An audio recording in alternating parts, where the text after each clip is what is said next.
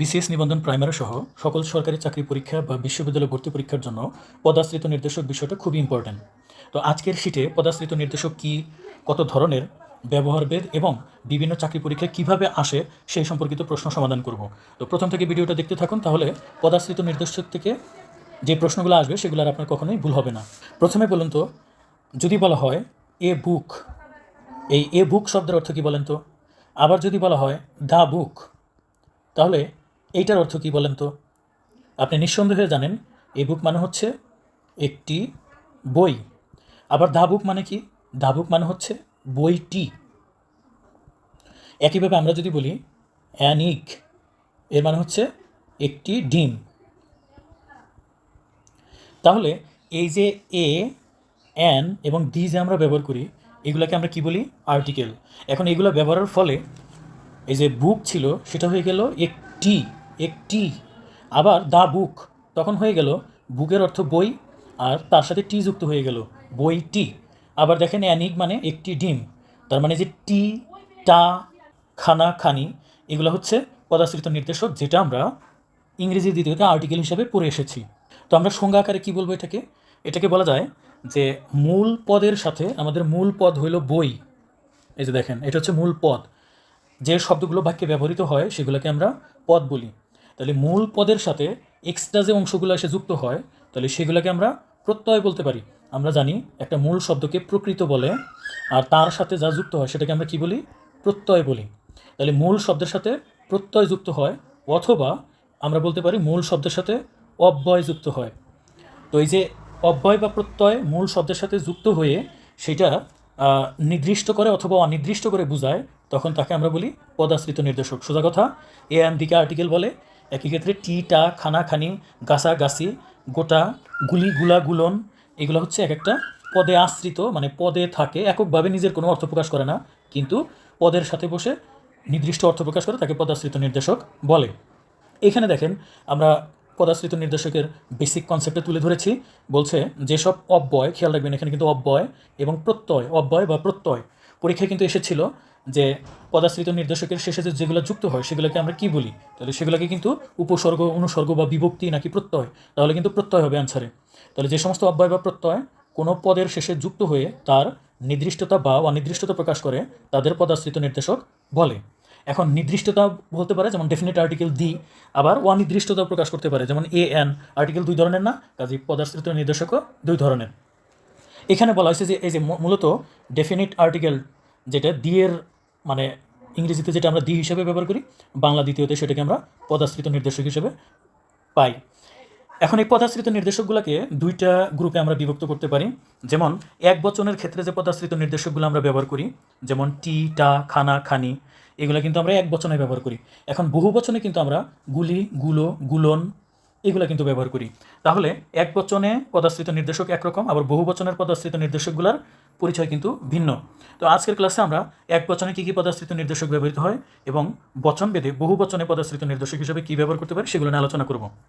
এখানে দেখেন, যদি বলা হয় বইটা, এখন খেয়াল করেন তো, এই বইটা, এটা কি অনেকগুলো বই বোঝাইছে নাকি একটা বই বোঝাইছে?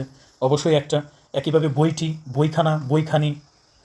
তো এই জিনিসগুলো দিয়ে একটি মাত্র জিনিসকে বোঝাচ্ছে, সেই কারণে এগুলো হচ্ছে এক বচন। তার মানে টিটা, খানাখানি, গাছাগাছি, এগুলো হচ্ছে এই পদাশ্রিত নির্দেশকগুলো এক বচনের ক্ষেত্রে ব্যবহৃত হয়। একইভাবে আমরা যদি বলি মানুষগুলি, লোকগুলো, আমগুলো, তাহলে যে গুলি, গুলো, গুলন, গুলিন, এইগুলা তাহলে যদি শব্দে যুক্ত থাকে তাহলে সেগুলা একটা না বরং একাধিক জিনিস বোঝায়। সুতরাং গুলি, গুলো, গুলান, এই সমস্ত পদাশ্রিত নির্দেশকগুলো সাধারণত আমরা বহু বচনে ব্যবহার করে থাকি। এবার এই পদাশ্রিত নির্দেশকগুলা কোনটা নির্দিষ্ট করে বোঝায় আর কোনটা অনির্দিষ্ট করে বোঝায়, আর কোনটা অযথা আননেসেসারি আমরা ব্যবহার করি, যেটা নির্দিষ্টতাও বোঝায় না অনির্দিষ্টতাও বোঝায় না, এই বিষয়টা আমাদেরকে ক্লিয়ার করতে হবে। দেখেন, আমি যদি আপনাকে বলি লাইব্রেরিতে গিয়ে আপনি যদি বলেন একটা বই দেন তো, একটা বই দিন, মানে লাইব্রেরিতে অনেকগুলো বই আছে, আপনি বলেন একটা বই দেন। এখন একটা বই যে দিবে সেই লোক কি জানে যে আপনি কোন বইটা চাচ্ছেন? সুতরাং এই যে একটা যে আপনি বললেন, তাহলে কিন্তু স্পষ্টভাবে বোঝা যাচ্ছে না যে আপনি কোন প্রকাশনীর কোন রাইটারের বইটা চাচ্ছেন। আবার আমরা গল্প বলার সময় বলি এক দেশে ছিল এক রাজা। এখন এক দেশ বলতে এখানে তো অনেকগুলো দেশ আছে, তাই না? 200-র উপর দেশ আছে, রাজাও তো অনেক আছে। এখন এক দেশে একটা রাজা ছিল, এরকম গল্প যে বলি, এগুলো কি তারা স্পষ্টভাবে কাকে বোঝাচ্ছে সেটা কিন্তু বোঝা যাচ্ছে না। সুতরাং এগুলো কিন্তু অনির্দিষ্টতা প্রকাশ করে। তাহলে আমরা দেখে নিই এক শব্দের সাথে টা বা টি যুক্ত হলে তা অনির্দিষ্টতা বোঝায়। ভালোভাবে খেয়াল করেন, এক শব্দটা যেখানেই থাকবে তার সাথে টা টি খানা খানি আপনি যাই যুক্ত করেন না কেন, তাহলে কিন্তু সেটা অনির্দিষ্টতা বোঝাবে। এটা কিন্তু খুবই খুবই ইম্পর্টেন্ট। মজার বিষয় হলো, একের জায়গায় যদি 2, 3, 4 বা যে কোনো সংখ্যা হোক এক বাদে, তার সাথে যদি টিটা খানাখানি ব্যবহার করেন তাহলে কিন্তু সেটা আবার কী হয়ে যাবে, নির্দিষ্ট হয়ে যাবে। যেমন একটি দেশ, এটা কিন্তু অনির্দিষ্ট। যখনই 3টি দেশ বা 3টি টাকা বা 10টি বছর, তখন কিন্তু নির্দিষ্ট। এখন আপনার প্রশ্ন হতে পারে যে স্যার, একটি বই দিন, এক দেশে ছিল এক রাজা, এগুলো তো অনির্দিষ্ট বোঝা যায়। সো 3টি দেশ, 3 দেশের রাজা, এটাও তো অনির্দিষ্ট। আপনি যদি এভাবে ব্যাখ্যা করে পড়েন তাহলে কিন্তু ঝামেলা হবে। আমাদের বাংলা দ্বিতীয়তে ব্যাকরণবিদগণ এভাবেই ডিফাইন করছে যে একের সাথে কোনো কিছু যুক্ত হইলে, পদাশ্রিত নির্দেশক যুক্ত হইলে সেগুলো অনির্দিষ্টতা বোঝায়। আর এক বাদে যে কোনো সংখ্যার সাথে যদি আমাদের পদাশ্রিত নির্দেশকগুলো যুক্ত হয় তাহলে সেক্ষেত্রে সেটা নির্দিষ্ট হয়। এখন এখানে কিন্তু আপনি ডিবেট করতে পারবেন না। এটা আমি নিজে পড়তে গিয়েও ঝামেলায় পড়ছি যে একটি থাকলে অনির্দিষ্ট হয়, অথচ 3টি থাকলে সেটা নির্দিষ্ট হয় কী করে। ট্রাস্ট মি, আপনি এই ফাঁদে পড়েন না। আপনি শুধু মনে রাখেন, একের সাথে কোনো পদাশ্রিত নির্দেশক হলে সেটা অনির্দিষ্ট বোঝায়, আর একের অধিক যদি থাকে তার সাথে টিটা বসলে সেগুলো নির্দিষ্ট করে বোঝায়। এটা কিন্তু একদম 3 স্টার দিয়ে রাখেন, এগুলো পরীক্ষা এখান থেকে প্রশ্ন আসে। এবার আসেন, সবসময় যে নির্দিষ্টতা বা অনির্দিষ্টতা বোঝায় তা কিন্তু না। এক ধরনের পদাশ্রিত নির্দেশক আছে আমরা অহেতু ব্যবহার করি, আননেসেসারি ব্যবহার করি, সেটা সংখ্যার সাথে না। যেমন এই যে আমরা এখানে টিটা যে বসাইছি, মূলত 3টি, 1টি, 10টি সংখ্যার সাথে কিন্তু বসাইছি। তো সংখ্যা ছাড়া শব্দের সাথেও কিন্তু টিটা বসে, যেমন ন্যাকামিটা। খেয়াল করেন, এখন এই ন্যাকামিটা এটা কি সংখ্যার সাথে বসছে? অথবা দেখেন সারাটি, এটা কি কোনো সংখ্যার সাথে বসছে? না। যখন সংখ্যার সাথে বসবে না, এবং এই যে ন্যাকামিটা, এই টা যুক্ত করার কোনো প্রয়োজনই নাই। আমি যদি বলি ন্যাকামি বন্ধ করো বা ন্যাকামি রাখো, তাহলে কিন্তু বাক্যটা হয়ে যায়। তাহলে আননেসেসারি এখানে ন্যাকামিটা, এই টাটা আনার কোনো প্রয়োজনই নাই। একইভাবে সারাটি সকাল, আমি যদি বলি সারা সকাল, তাই কিন্তু হয়ে যায়, এখানে টি আনার কোনো প্রয়োজন নাই এবং এটা কোনো সংখ্যার সাথে যুক্ত হয় নাই। এবার সর্বনামের পরে আমরা কিছু সুনির্দিষ্ট পদাশ্রিত নির্দেশক ব্যবহার করতে পারি।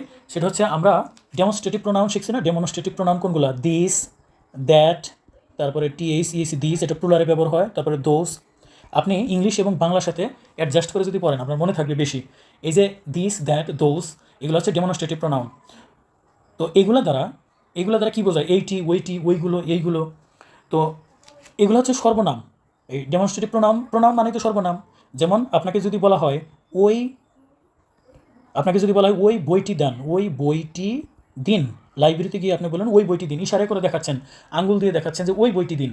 অথবা হাতে একটা বই নিয়েছেন, নিয়ে বললেন এই বইটার দাম কত, এই বইটার দাম কত। এখন দেখেন তো, এই যে ওইটি, এইটি, ওইগুলো, এইগুলো, এটা দ্বারা কিন্তু স্পেসিফিকভাবে কোন বই বা কোন বইগুলো স্পষ্টভাবে কিন্তু বোঝা যাচ্ছে। এই জন্যে এই যে নির্দেশক সর্বনাম, যেটা এ ও সে, পরে টিটা যুক্ত হলো, তা শুধু নির্দিষ্ট না, একদম সুনির্দিষ্ট হয়ে যায়। তাহলে সর্বনামের পরে যেমন এইটি, ওইটি, ওইগুলো, সেইগুলো, এগুলো, দেখেন এই যে ওটি, তারপরে সেইটি, এগুলো কিন্তু একদম সুনির্দিষ্টভাবে কোনো জিনিসকে মিন করে। সো পদাশ্রিত নির্দেশক যখন এরকম সর্বনামের সাথে যুক্ত হয়, ডেমনস্ট্রেটিভ প্রোনাউনের মতো, এইটি, ওইটি নির্দিষ্ট করে বোঝায়। এটা কিন্তু মনে রাখবেন, এটা পরীক্ষার জন্য ইম্পর্টেন্ট। বিশেষ করে পরীক্ষা কীভাবে আসে, যেমন বললো ওই বইটি আমাকে দাও, এখানে বললো এই ওইটি এখানে কি নির্দিষ্টতা বোঝাইছে নাকি অনির্দিষ্টতা বোঝাইছে? এইভাবে কিন্তু এমসিকিউতে কোশ্চেন আসে, চাকরি পরীক্ষা বা অ্যাডমিশনে আসে। এবার আসেন আমরা আরেকটা পদাশ্রিত নির্দেশক, যেটা গোটা কিন্তু একটা এক্সেপশনাল পদাশ্রিত নির্দেশক, কারণ সবগুলো পদাশ্রিত নির্দেশকই কিন্তু পদের পরে বসে। অথচ যেমন ধরেন একটা, এই যে টা, বইটা, বইটি, বইখানা, সবই কিন্তু টিটা, খানাখানি মূল পদের পরে বসে। তবে গোটা শব্দটা কিন্তু মূল পদের আগে বসে। এই একটা মাত্র, মানে আমার দেখা মতো এই একটা মাত্র পদাশ্রিত নির্দেশক যেটা মূল শব্দের বা মূল পদের আগে বসে। এই জন্যে গোটা শব্দটি সবসময় পদের আগে বসে। এটা কিন্তু খুবই খুবই ইম্পর্টেন্ট যে গোটা শব্দটা আগে বসে। এটি সাধারণত অনির্দিষ্টতা বোঝায়, এবং গোটা যদি থাকে সাধারণত সেটা দ্বারা কী বোঝায়? অনির্দিষ্টতা বোঝায়। যেমন গোটা দেশেই সরকার হয়ে গেছে। এখন গোটা দেশে বলতে দেশের প্রত্যেকটা পার্টি সরকার হয় নাই, মূলত ম্যাক্সিমাম জায়গায় সরকার হয়েছে, এই জন্য অনির্দিষ্টতা। অথবা গোটা চারেক কমলা লেবু আছে। গোটা চারেক বলতে একদম নির্দিষ্ট চারটাই যে সেরকম না, কিন্তু মানে 5টাও হইতে পারে, 7টাও হইতে পারে, 3টাও হইতে পারে, তখন আমরা বলি গোটা চারেক। সো গোটা থাকলে সেটা অনির্দিষ্টতা বোঝায়, আপনারা একটু মনে রাখবেন। তবে যেমন একখানা যদি আমরা ব্যবহার করতাম, খানার বিষয়টা আসছে এখানে। একখানা, একের সাথে যদি কোনো কিছু এভাবে যুক্ত হয় একখানা, তখন কিন্তু অনির্দিষ্ট। কিন্তু একের ডাবল হলো 2 বা 3, 4, তার সাথে খানা বসলে সেটা কিন্তু নির্দিষ্ট হয়। তো এখানে গোটার সাথে খানার সাথে কোনো মিল নাই। যাই হোক, এখানে একটা তথ্য সংযুক্ত হয়েছে মাত্র। এরপরে খানি শব্দটাও আমরা কিন্তু সাধারণত অনির্দিষ্টতা বোঝাতে আমরা ব্যবহার করি একখানি। কিন্তু যদি এখানে বিশেষ ব্যবহার কবিতায় যদি ব্যবহার হয়, সাহিত্যিকরা কবিতায় যখন খানি ব্যবহার করে তখন কিন্তু সেটা দ্বারা নির্দিষ্টতা বোঝায়। যেমন আমি অবাগা এনেছি বহিয়া নয়ন জলে ব্যর্থ সাধনখানি, এই যে সাধনখানি। সো এই যে সাধনখানি, এই সাধনটা হচ্ছে নির্দিষ্ট করে বোঝাচ্ছে। সো কবিতায় সাহিত্যিকরা ভিন্ন ভিন্নভাবে ব্যবহার করতে পারে। এরপরে আসেন সাধারণত ম্যাটেরিয়াল নাউন ম্যাটেরিয়াল যেগুলো হচ্ছে পরিমাপ করা যায়, ওজন করা যায়, কিন্তু গণনা করা যায় না। যেমন ওয়াটার, এই ওয়াটার অথবা ওয়েল, তারপরে ধরেন রাইস। তো এগুলো তো প্লুরাল হয় না, তাই না? এগুলো কি প্লুরাল হয়? ওয়াটার্স, ওয়েলস, রাইসেস এরকম কি ব্যবহার করি আমরা? না, ম্যাটেরিয়াল নাউনের প্লুরাল হয় না।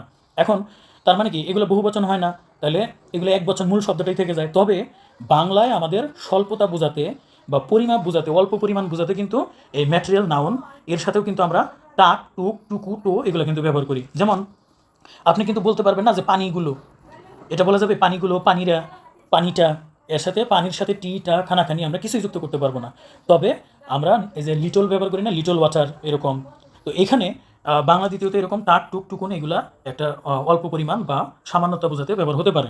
যেমন এখানে দেখেন যে, আর তাছাড়া এই যে টুক, টাক, টুকু এগুলো দ্বারা কিন্তু নির্দিষ্টতা হতে পারে, অনির্দিষ্টতা হতে পারে। যেমন পোয়া টাক দুধ দাও, এটা অনির্দিষ্ট। আচ্ছা, অনির্দিষ্ট কেন? পোয়া টাক বলতে এক পোয়া হতে পারে, একটু বেশি হতে পারে, একটু কমও হতে পারে। সেটাকে সেজন্য আমরা এই পোয়া টাক ব্যবহার করেছি অল্প পরিমাণ বোঝাতে, এবং একই সাথে এটার দ্বারা কিন্তু স্পেসিফিক পরিমাণটা বোঝা যাচ্ছে না। তবে যদি বলি সবটুকু ওষুধই খেয়ে ফেলো, সবটুকু, এই যে টুকু, তার মানে একটা বিশেষ পরিস্থিতিতে যদি সম্পূর্ণ অংশ বোঝায় তাহলে কিন্তু সেটা নির্দিষ্টতা বোঝায়। এবার দেখেন তা পাটি, এই যে তা, আমরা খাতার ক্ষেত্রে তা ব্যবহার করি, 10টা কাগজ দাও, 1টা কাগজ দাও। আবার পাটির ক্ষেত্রে আমাদের জুতার ক্ষেত্রে বলি না যে আমার একটা জুতা ছিঁড়ে গেছে, আসলে এটা বলতে হয় এক পাটি জুতা। অথবা দাঁতের ক্ষেত্রে বলি আমরা যে আমার এক পাটি দাঁত ভেঙে গেছে। তো এই যে তা পাটি এগুলো কিন্তু ব্যবহৃত হতে পারে এবং নির্দিষ্টতা জ্ঞাপন করে এগুলো দিয়ে। এরপরে এখানে কিছু শর্টকাট যুক্ত করেছি, আপনি মনে রাখবেন। এক বুঝালে এর সাথে যাই যুক্ত থাকুক না কেন, টা, টি, খানা, খানি যাই যুক্ত থাকুক না কেন সেটা অনির্দিষ্ট। আর যদি একের অধিক, সেটা 2, 3 যাই হোক, তার সাথে যে পদাশ্রিত নির্দেশক যুক্ত হয় সেটা কিন্তু নির্দিষ্টতা বোঝায়। একইভাবে মনে রাখবেন গোটা শব্দের গ দিয়ে মনে রাখবেন গমন, পূর্বে গমন করে, এখানে কিছু কৌশল যুক্ত করা হয়েছে। আর এই গোটা শব্দটি কিন্তু সবসময় অনির্দিষ্ট অর্থ ধারণ করে, এটা খেয়াল রাখবেন। এবং সাহিত্যিকরা কবিতায় যখন খানি ব্যবহার করে তখন কিন্তু সেটা নির্দিষ্টতা বোঝায়। তো কবিতার কোনো লাইন যদি চলে আসে তখন বুঝবেন সেটা নির্দিষ্টতা বোঝাচ্ছে। এবার আসুন আমাদের যে বিষয়গুলো স্টাডি করলাম সেই বিষয়গুলোর উপর কিছু এমসিকিউ টেস্ট দিই আমরা। প্রথমত প্রশ্ন, পদাশ্রিত নির্দেশক সাধারণত পদের কোথায় বসে? এই যে টিটা, খানাখানি কোথায় বসে?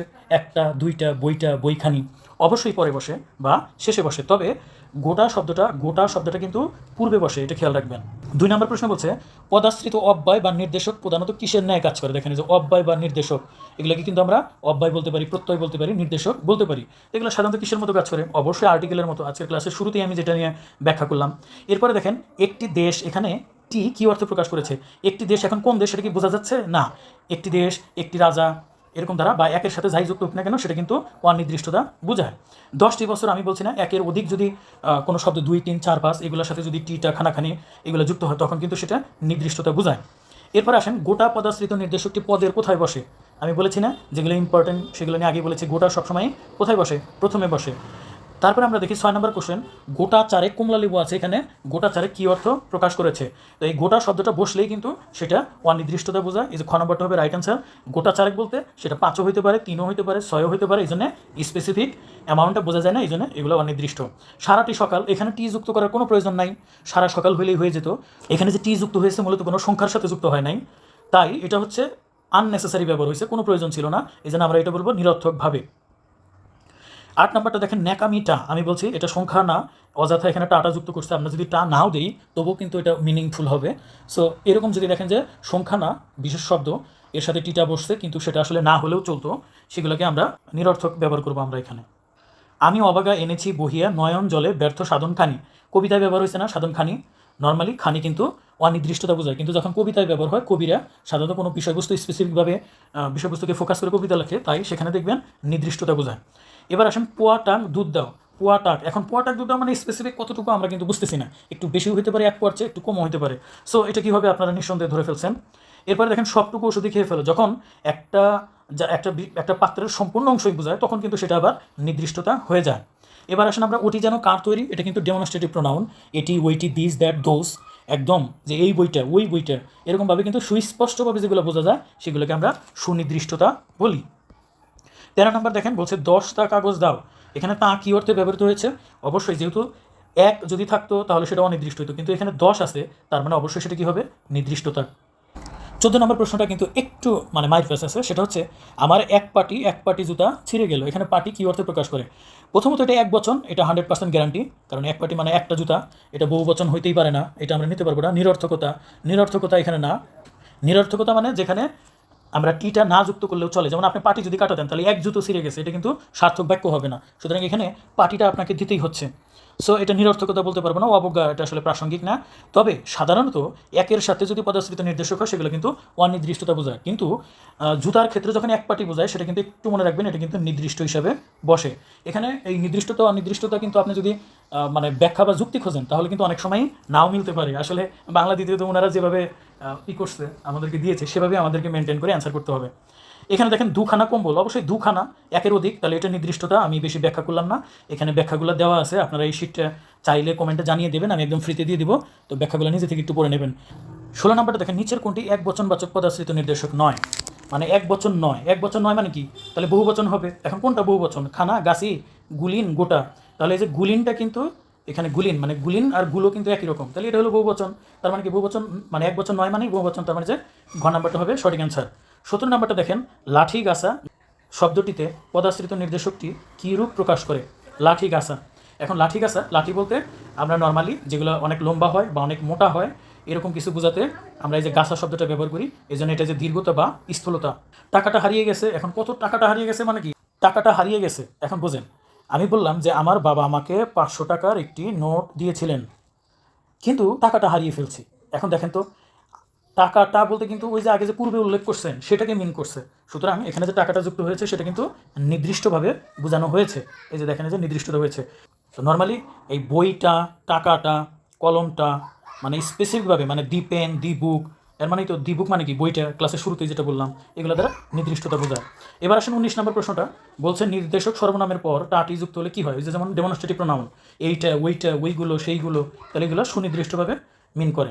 আজকের ক্লাসের সর্বশেষ প্রশ্ন সমাধান করতেছি। তো এটা দেখেন, প্রত্যেকটা প্রশ্নই কিন্তু কোনো না কোনো চাকরি পরীক্ষা এসেছিলো এবং অ্যাডমিশনও কিন্তু এগুলো এসেছিলো। আমি আপাতত চাকরির পারপাসে ভিডিওগুলো করতেছি, কিন্তু আপনি চাইলে এগুলো অ্যাডমিশন পরীক্ষার্থীদেরকেও শেয়ার করে দিতে পারেন বা নিজেও শেয়ার করে রাখতে পারেন। দেখেন, এখন আগের মতো শর্ট সিলেবাস বা শর্ট সাজেশন ধরে ধরে পড়ে কিন্তু কোনো লাভ নাই, আপনাকে বুঝে বুঝে কৌশল করে পড়তে হবে। তো আমি শিট তৈরি করে ফ্রিতে দিচ্ছি, তারপরে আমার ইউটিউব বা ফেসবুক পেজের প্লে লিস্ট তৈরি করছি। কাজে আপনি যদি চাকরি প্রত্যাশী হন, আমার ইউটিউব বা ফেসবুক যদি ফলো করেন তাহলে অনেক উপকৃত হতে পারবেন। আর আমার জন্য দোয়া করবেন এবং যদি সম্ভব হয় এই ভিডিওগুলো একটু লাইক, কমেন্ট, শেয়ার করে দিবেন। 20 নম্বর বলছে পদাশ্রিত নির্দেশকের অপর নাম কি? তো পদাশ্রিত নির্দেশকের অপর নাম আমরা দেখি যে আমরা কিন্তু শেষে কী ব্যবহার করি? আমি বলছিলাম শেষে আমরা অব্যয় যুক্ত করি অথবা আমরা প্রত্যয় যুক্ত করি, তাই না? তাহলে এইগুলোর সাথে আমরা মিল রেখে কোনটা বলবো? দেখেন তো, এই যে ক নাম্বার পদাশ্রিত অব্যয়, এই ক নাম্বারটা হবে রাইট অ্যান্সার।